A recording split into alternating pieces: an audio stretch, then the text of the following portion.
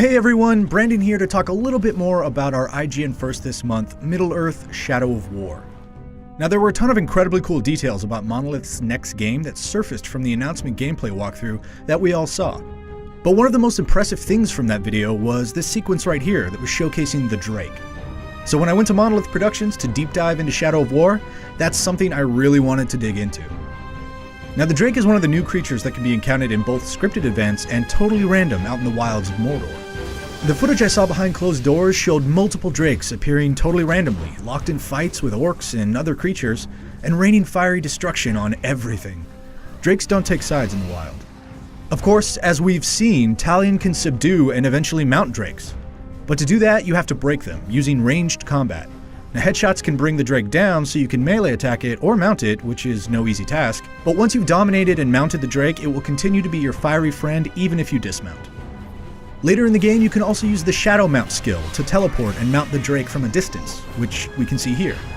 But you can also upgrade your Summon Mount ability later as well, to be able to summon a Drake when you want one. That's pretty cool. Riding a Drake turns Talion into a death from above flame machine. Drakes breathe fire, of course, but can also grab orcs or Caragors and eat them to regain health.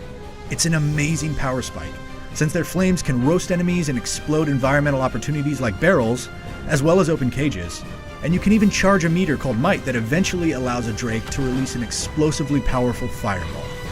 But Drakes aren't the only new creatures in Shadow of War.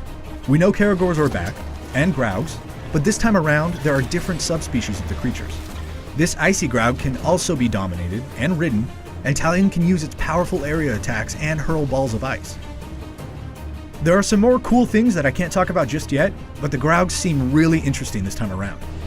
And there are even more things coming. In the big lore interview you can find on IGN right now, I asked Monolith's Vice President of Creative Michael DePlatter if they ever wanted to get crazy and include things like Barrow Wights or Shelob, the giant spider. He said they've definitely got more stuff to show at some point, so who knows what else is lurking out there in Mordor. Well, that's a quick look at the Drake and a few of the other creatures you'll run into in Shadow of War.